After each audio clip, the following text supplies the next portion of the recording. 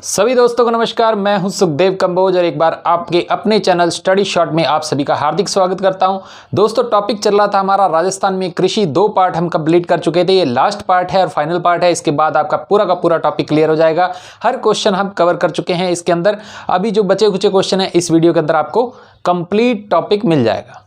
बात करेंगे राजस्थान में की स्थिति के बारे में बात की थी हमने। इसके अंदर कैसी कृषि की जाती है, कैसे सिंचाई साधन है, वो हम पहले 2 पार्ट के अंदर जिक्र कर चुके हैं। इस पार्ट के अंदर जिक्र करने जा रहे हैं कि राजस्थान के अंदर पहले किस तरह की व्यवस्था चलती थी और उसके सुधार किस तरीके से किए गए, क्या क्या उसमें नियम लाए गए, वो सारी चीज़ें देखेंगे। उस पर क्वेश्चन भी आपसे पूछे जाते हैं।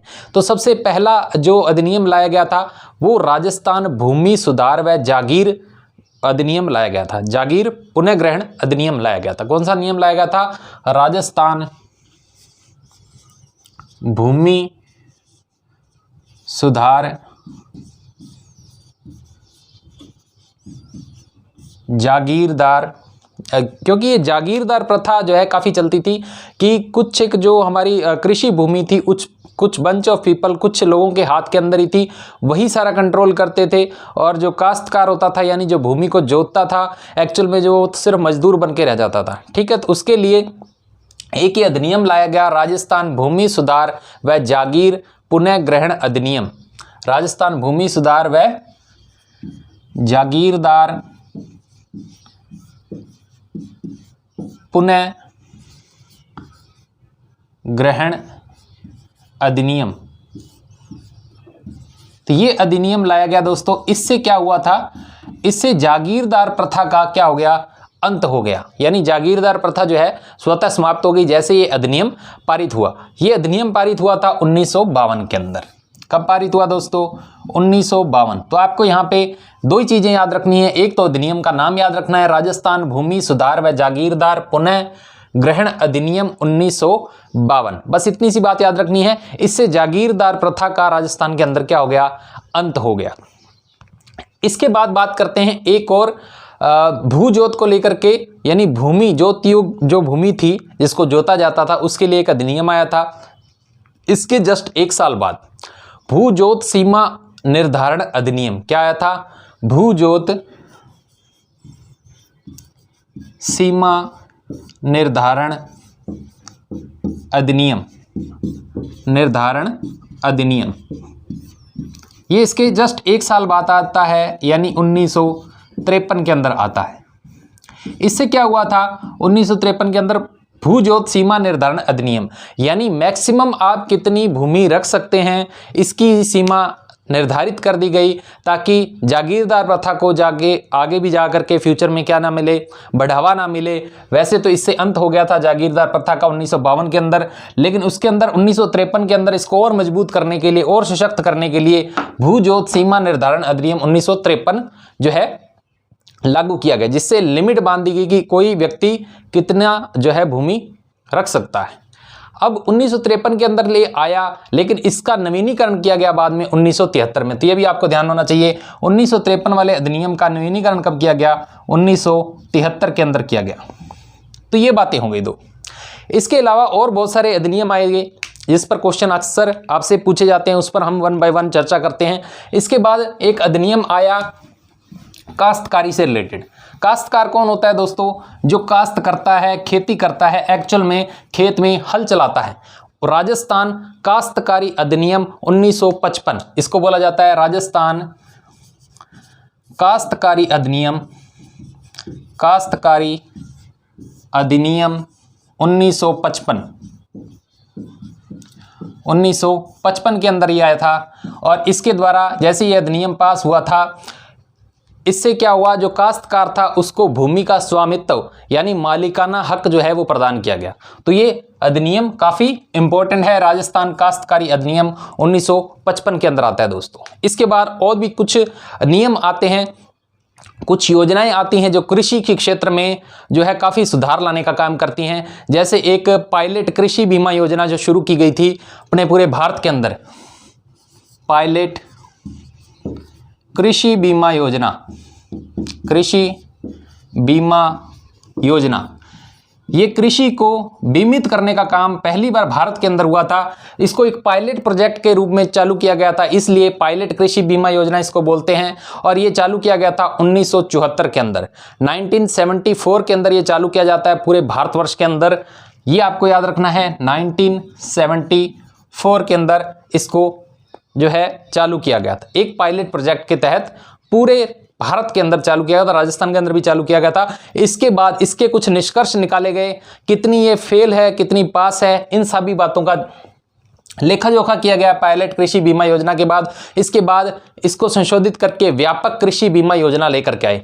कौन सी लेकर के आए? व्यापक कृषि बीमा योजना। कृषि बीमा योजना, व्यापक कृषि बीमा योजना आती है। जो पहले वाली जो पायलट कृषि बीमा योजना 1974 के अंदर आई थी, इसी के निष्कर्षों के आधार पर 1985 के अंदर 1985 के अंदर ये वाली योजना को लागू किया जाता है।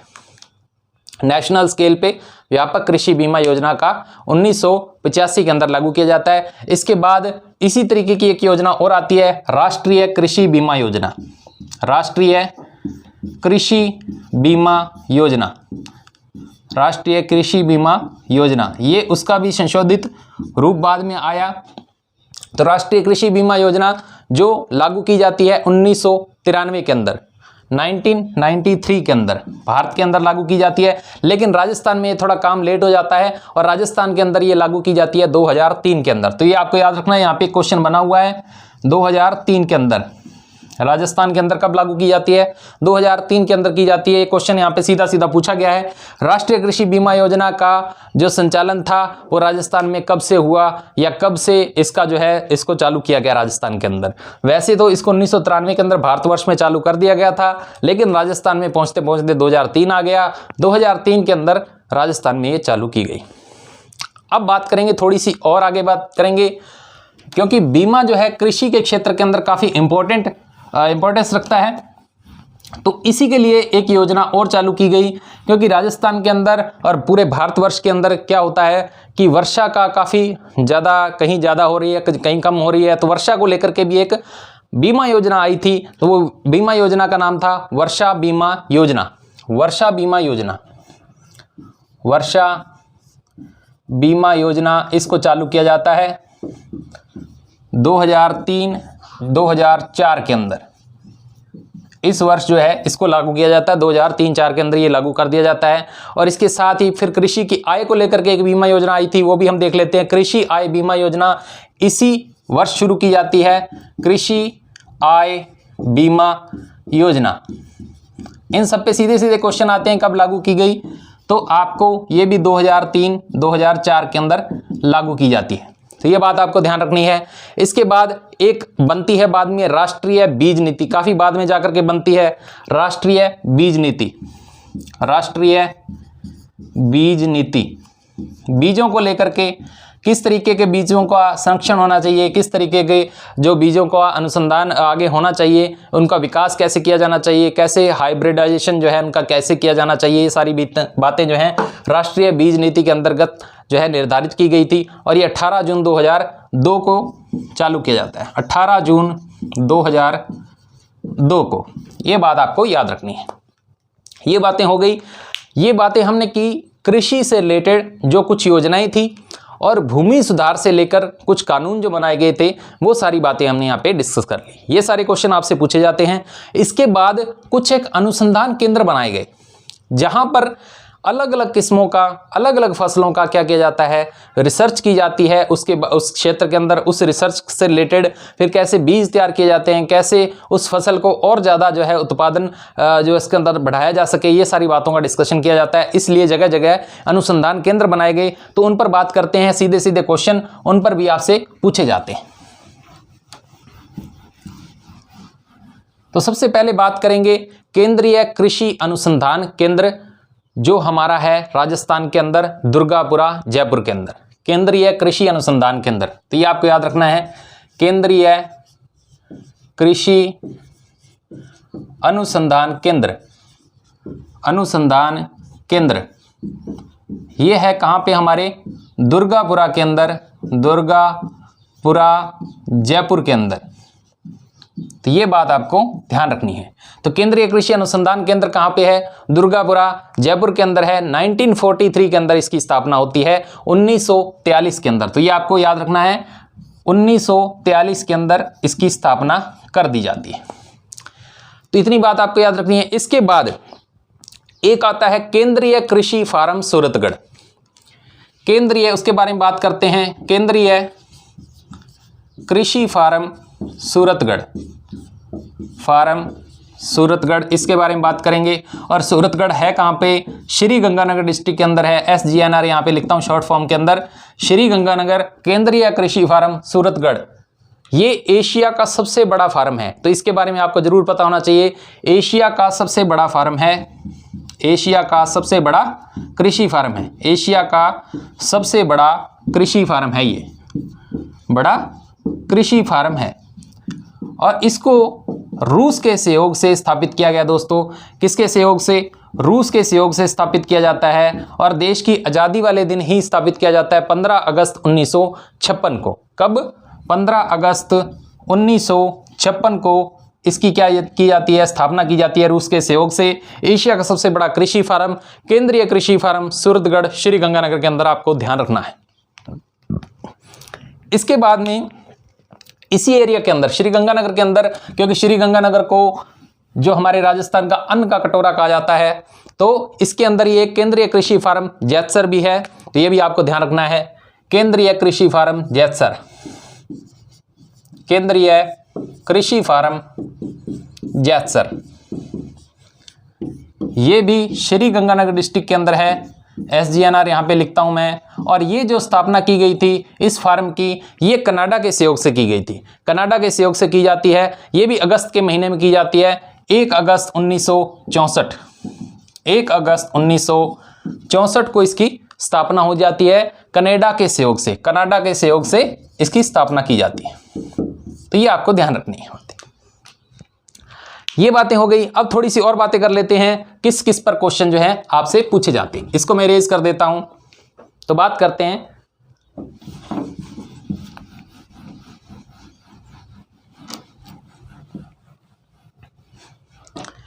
इसके अलावा आता है जो मैंने बताया था, फसलों को लेकर के अनुसंधान केंद्र जो है रिसर्च सेंटर बनाए गए हैं। ऐसे ही बेर और खजूर को अनुसंधान केंद्र बनाया गया है। तो बेर एवं खजूर का अनुसंधान केंद्र कहाँ पर है, ये आपको ध्यान होना चाहिए।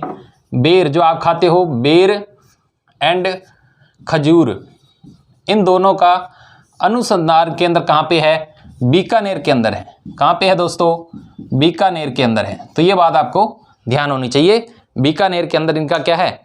अनुसंधान केंद्र है। और दोनों एक ही सन के अंदर स्थापित किए गए हैं, 1978 के अंदर, इसलिए मैंने इसको इकट्ठा लिखा है। 1978 के अंदर बेर और खजूर का अनुसंधान केंद्र बीकानेर के अंदर स्थापित किया जाता है। इसके बाद बात करेंगे एक सरसों का अनुसंधान केंद्र। ये आपको जरूर पता होना चाहिए कि राजस्थान को सरसों का घर कहा जाता है भारत के अंदर। तो सरसों का अनुसंधान केंद्र कहाँ पे है, ये भी आपको पता होना चाहिए। सरसों का अनुसंधान केंद्र, सरसों का अनुसंधान केंद्र कहाँ पे है? ये पड़ता है दोस्तों भरतपुर के अंदर। कहाँ पड़ता है? भरतपुर के अंदर। सेंवर नामक जगह है एक, सेंवर में भरतपुर, सेंवर भरतपुर के अंदर ये पड़ता है। तो ये आपको ध्यान होना चाहिए। राजस्थान में जो सरसों का अनुसंधान केंद्र कहाँ पे है? सेंवर भरतपुर के अंदर। 20 अक्टूबर 1993 को इसकी स्थापना होती है। कब होती है? 20 अक्टूबर 1993 को, 1993 के अंदर। तो ये आपको बात ध्यान रखनी चाहिए। 2009 के अंदर इसका नामकरण भी बदला गया, जो है सॉरी नाम बदला गया 2009 के अंदर। सरसों का अनुसंधान केंद्र जो था इसका नाम बदल दिया गया 2009 के अंदर। सरसों अनुसंधान केंद्र की जगह सरसों अनुसंधान निदेशालय इसका नाम कर दिया गया। 2009 के अंदर इसका नाम चेंज हुआ है। तो ये भी आपको ध्यान रखनी बात है। इसके बाद कुछ बातें और करेंगे, जैसे बीज मसाला केंद्र स्थापित किया गया, तो उसकी भी बात करेंगे। बीज मसाला केंद्र, बीज मसाला केंद्र जो है स्थापित किया जाता है अजमेर के अंदर। ठीक है, तो ये भी आपको याद रखना है। तबीजी, तबीजी नामक स्थान अजमेर के अंदर, तबीजी अजमेर के अंदर। तो ये बात आपको ध्यान रखनी है, तबीजी अजमेर के अंदर। ये सन 2000 के अंदर स्थापित कर दिया जाता है। तो ये आपको जस्ट एक ओवरव्यू में देखना है, 2000 के अंदर स्थापित किया जाता है। तो ये बातें होगी। इसके अलावा काफ़ी सारे अनुसंधान केंद्र हैं, उन पर हम बात करेंगे वन बाय वन, क्योंकि सब पे क्वेश्चन जो है आपसे पूछे गए हैं, तो उस पर बात करते हैं। ऐसे ही इसी क्रम के अंदर बात करेंगे कपास अनुसंधान केंद्र की, ज्वार की, मक्के की, बाजरे की, सबकी बात करेंगे यहाँ पे, क्योंकि सब पे क्वेश्चन जो है आपसे पूछे गए हैं। तो कपास का अनुसंधान केंद्र कहाँ पे है? आपका श्री गंगानगर के अंदर। यहाँ पे मैं जस्ट अनुसंधान केंद्र नहीं लिखूंगा, सीधा बात करेंगे कपास लिखूंगा और आप समझ जाइएगा। तो कपास के अनुसंधान केंद्र की बात हो रही है, ये होती है श्री गंगानगर के अंदर। कहाँ पे है ये अनुसंधान केंद्र? श्री गंगानगर के अंदर। तो ये आपको ध्यान रखना है। इसके बाद बात करेंगे बाजरे की। बाजरा का जो अनुसंधान केंद्र है, बाजरा, बै फॉर बाजरा और बै फॉर बाड़मेर, तो ये आपको ध्यान रखना है, कहाँ पे है? बाड़मेर के अंदर है। ठीक है। इसके बाद बात करेंगे ज्वार की। ज्वार का जो अनुसंधान केंद्र है वो कहाँ पे पड़ता है? उदयपुर के अंदर। कहाँ पे पड़ता है? उदयपुर के अंदर। इसी क्रम में सारे के सारे अनुसंधान केंद्र हम देखते हैं वन बाय वन, तो उसका जिक्र करते हैं कौन कौन से अनुसंधान केंद्र हैं यहाँ पर। तो दोस्तों कुछ और फसलों के अनुसंधान केंद्र देखते हैं, जैसे मक्का का देखते हैं हम। मक्का, चावल और सोयाबीन, तीनों का जिक्र करेंगे एक ही साथ में, क्योंकि एक ही स्थान पर है मक्का, चावल और सोयाबीन। तो मक्का, चावल और सोयाबीन, मक्का, चावल एंड सोयाबीन की बात करेंगे। मक्का, चावल एंड सोयाबीन का अनुसंधान केंद्र जो है वो कहाँ पर है? आपका बांसवाड़ा के अंदर है। तो ये आपको ध्यान रखना है, कहाँ पर है? बांसवाड़ा के अंदर है, बांसवाड़ा। तो ये बात आपको ध्यान रखनी है। मक्का, चावल व सोयाबीन का अनुसंधान केंद्र कहाँ पे है? बांसवाड़ा के अंदर है। राई का, जैसे कि हमने देखा तो सरसों का अनुसंधान केंद्र कहाँ पे है? भरतपुर के अंदर है। तो राई भी उससे मिलती हुई किस्म है, तो राई का भी अनुसंधान केंद्र कहाँ पर है? भरतपुर के अंदर है। तो ये बात आपको ध्यान रखनी है, राई का अनुसंधान केंद्र भी कहाँ पे है? भरतपुर के अंदर है। तो हमने देखा मक्का, चावल और सोयाबीन का अनुसंधान केंद्र कहाँ पर है? बांसवाड़ा के अंदर है। राई का अनुसंधान केंद्र कहाँ पर है? भरतपुर के अंदर है। इसी तरीके के इसी क्रम के अंदर देखेंगे ईसबगोल का। ईसबगोल का जो अनुसंधान केंद्र है वो कहाँ पर है? ईसबगोल। ईसबगोल का अनुसंधान केंद्र जो पड़ता है ये जोधपुर के अंदर पड़ता है, मंडोर नामक स्थान पे। मंडोर, जोधपुर के अंदर। मंडोर, जोधपुर के अंदर। तो ये बात आपको ध्यान रखनी है। इसके साथ ही कुछ बातें और याद रखेंगे। केंद्रीय जो आपका शुष्क अनुसंधान केंद्र है, एक काजरी नाम से संस्था है, केंद्रीय शुष्क अनुसंधान केंद्र। केंद्रीय शुष्क अनुसंधान केंद्र, केंद्रीय शुष्क अनुसंधान केंद्र। तो ये आपको ध्यान रखना है, केंद्रीय शुष्क अनुसंधान केंद्र, जिसको इंग्लिश के अंदर बोला जाता है काजरी। तो इस पर क्वेश्चन काफ़ी बार पूछे जाते हैं। काजरी नामक संस्था जो है केंद्रीय शुष्क अनुसंधान केंद्र काजरी कहाँ पे है? आपका जोधपुर के अंदर है। तो ये बात आपको ध्यान रखनी है। जोधपुर के अंदर 1959 के अंदर इसकी स्थापना होती है, 1959 के अंदर जोधपुर के अंदर। तो ये बात आपको ध्यान रखनी है। इसी क्रम के अंदर एक शुष्क वन अनुसंधान केंद्र है, वो भी काफ़ी इंपॉर्टेंट है, वो भी आपको ध्यान रखना है। शुष्क वन अनुसंधान केंद्र, शुष्क वन अनुसंधान केंद्र, शुष्क वन अनुसंधान केंद्र, अनुसंधान केंद्र, इसको बोला जाता है, इसको काजरी बोला जाता है, इसको बोला जाता है आफरी, AFRI। ठीक है, तो ये आपका ध्यान रखना है। आफरी 1959 के अंदर जोधपुर के अंदर इसकी स्थापना की जाती है। दोनों की स्थापना एक साथ होती है 1959 के अंदर जोधपुर के अंदर। तो ये बात आपको ध्यान रखनी है। इसके अलावा ये बात कर ली। इसके अलावा हम बात करेंगे किसान क्रेडिट कार्ड योजना की। किसान क्रेडिट कार्ड योजना पे सीधा सीधा क्वेश्चन आपसे पूछा जाता है। तो KCC जिसको आप बोलते हो, किसान क्रेडिट कार्ड योजना, पूरा नाम लिखता हूं यहां पे मैं, किसान क्रेडिट कार्ड योजना। क्रेडिट भारतवर्ष के अंदर चलती है ये क्रेडिट कार्ड योजना, किसान क्रेडिट कार्ड योजना।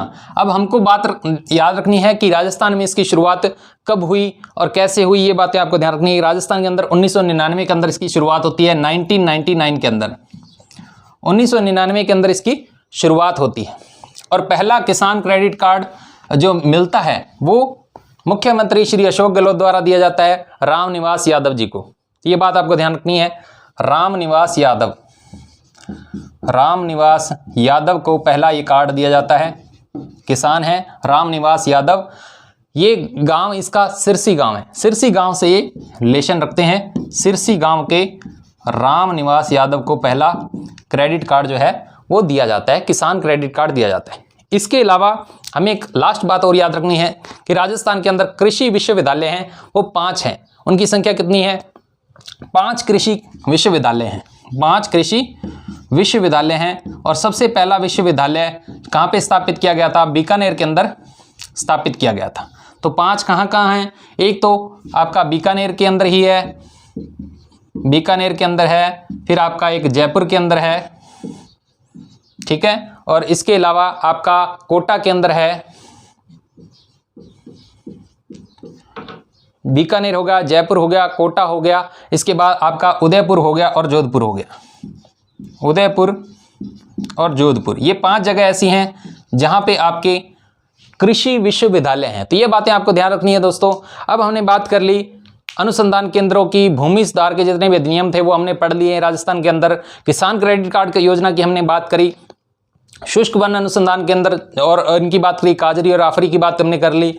जो फसलों से रिलेटेड अनुसंधान केंद्र हैं वो भी हमने जिक्र कर लिए।